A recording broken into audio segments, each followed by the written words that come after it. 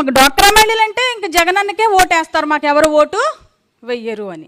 తర్వాత ఇంకో చిన్న ఉదాహరణ చెప్తాను, టైం కూడా లేదు, ఆకలి కూడా వేస్తుందమ్మా. నేను ఒక విలేజ్కి వెళ్ళాను, డ్వాక్రా మహిళతో, నాకు డ్వాక్రా మహిళతో డ్యాన్సులు వేస్తాను, పాటలు పాడతాను, అన్నీ చేస్తాను. నేను ఎమ్మెల్సీ అయినా సరే కానీ అక్కడికి వెళ్ళిపోతాను, బాల్యంలోకి వెళ్ళిపోతాను. నేను అక్కడికి వెళ్ళాను, నేను ఊరు చెప్పను, జిల్లా చెప్పను, మండలం చెప్పను, ఎందుకంటే వాళ్ళ మీద మళ్ళీ వీళ్ళందరూ కక్ష తీర్చుకుంటారు ఈ కూటమి ప్రభుత్వం వాళ్ళు. అక్కడికి వెళ్తే ఒక ఆమె ఏం చేసిందంటే ఒక ఎర్ర పుస్తకం, ఓ పెన్ను, ఒక ఎర్ర పువ్వు పట్టుకొచ్చింది. ఎర్ర పువ్వు అంటే గులాబీ పువ్వు, అదే కదండి. పట్టుకొచ్చి అక్క అంది. అన్నాను, నీకే తెచ్చాను ఈ పువ్వు, ఈ పెన్ను, ఈ పుస్తకం అంది. ఎందుకురా అన్నాను. అయ్యో ఏమన్నా రాస్తావు కదా అంది. నేనేం రాస్తాను అంది. అదే నువ్వేం రాస్తావంటావేటి, లోకేష్ గారు ఎర్ర బుక్ కట్టుకొని అన్నీ రాశాడు కదేటి, అలాగే రాయి, నువ్వు ఎర్ర బుక్ మీద రాయి అంది.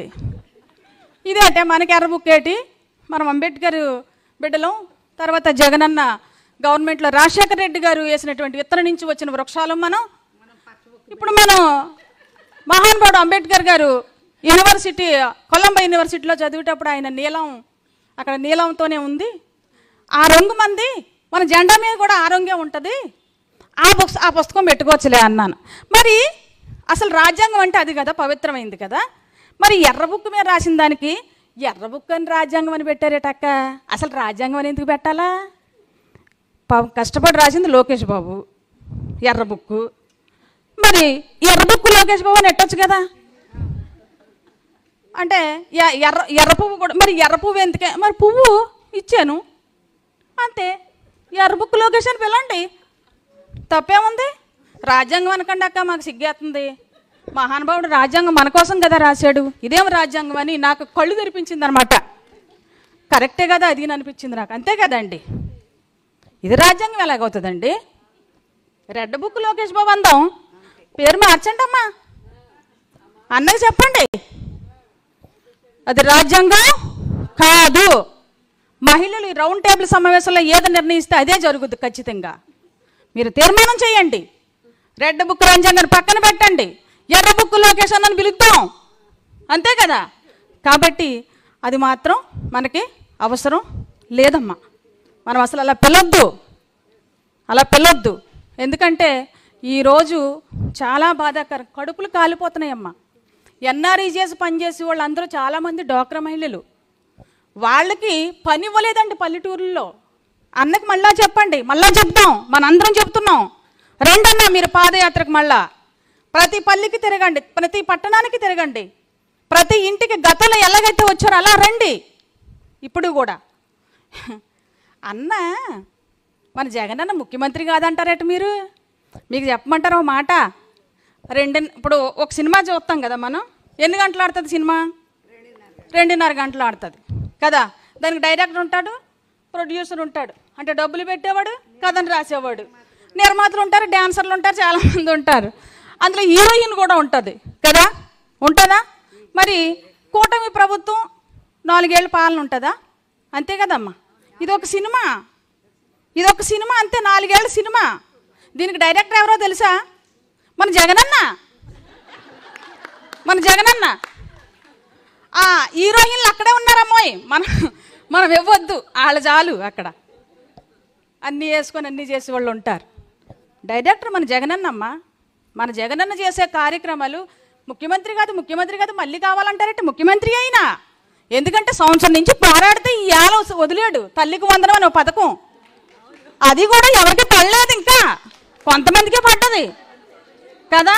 సంవత్సరం నుంచి పోరాటాడు. అసలు ఎవరైనా అపోజిషన్లో ఉన్నైనా సంవత్సరం 6 నెలలు జైల్లో ఉన్న వ్యక్తి, ఒక గౌరవనీయులైన ముఖ్యమంత్రి గారు చాలా అక్రమ కేసులు పెట్టి అరెస్ట్ చేసినప్పటి నుంచి ఆయన జైలు జీవితం గడిపొచ్చిన ఆయన భయపడతాడు కదా. కూటమి ప్రభుత్వం ఇది, అంటే మూడు పార్టీలు కలిసిన ప్రభుత్వం, భయపడతారు కదా.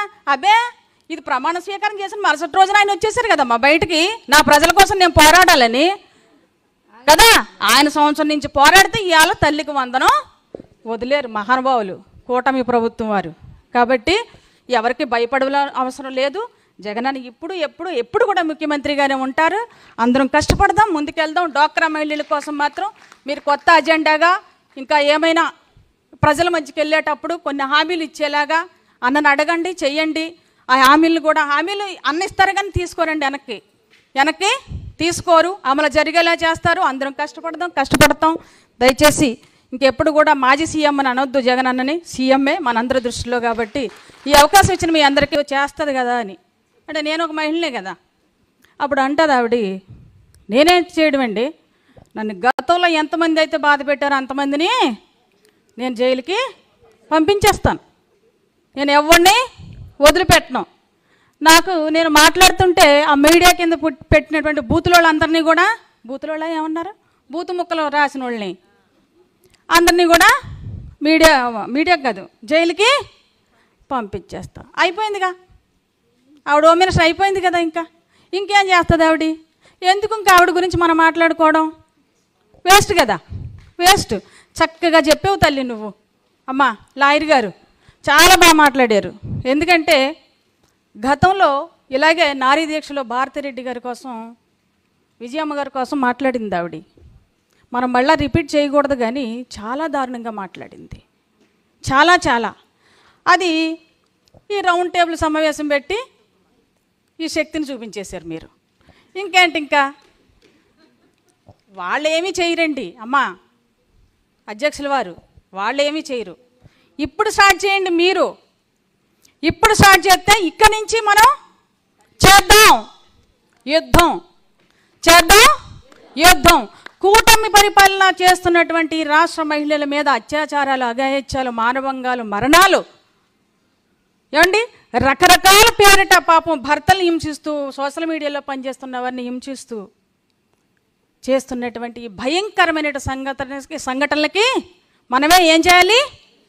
యుద్ధము ప్రకటించాలి. యుద్ధం ప్రకటించేశారు అధ్యక్షుల వారు. దానికి అందరు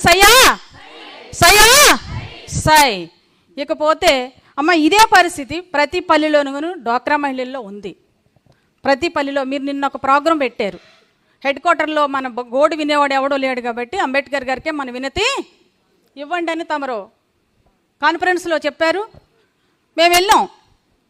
అయితే చాలామంది హెడ్ క్వార్టర్కి రాలేకపోయారండి. ఎందుకంటే ఆవిడ పరిస్థితులు చాలా దారుణంగా ఉన్నాయి. ఈరోజు డ్వాక్రా మహిళలకి లోన్లు లేవు. కట్టుకున్నటువంటి పొదుపులు బ్యాంకోడు మళ్ళీ ఇవ్వట్లేదు. పొదుపును చూసి బ్యాంకోడు ఏమన్నా లోన్ ఇస్తాడంటే ఆడు ఇవ్వట్లేదు. ఎందుకంటే పక్కగా డ్వాక్రా మహిళలు జగనన్న బిడ్డలని తెలిసిపోయింది.